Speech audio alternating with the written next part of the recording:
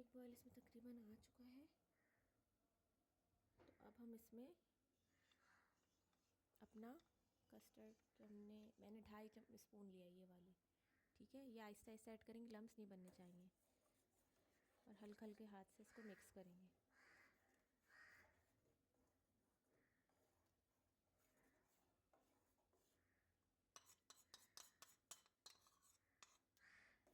आहिस्ता, बिल्कुल आज आहिस्ता कर देनी ताकि आपके लम्स ना बने।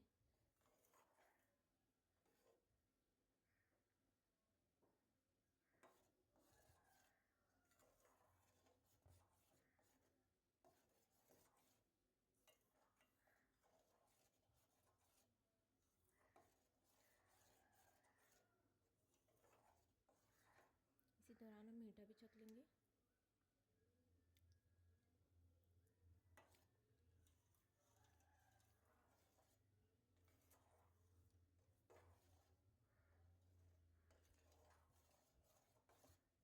मिक्स करते रहना, चम्मच चलाते रहना ताकि आपके जो है गुठलियाँ ना बने इसमें।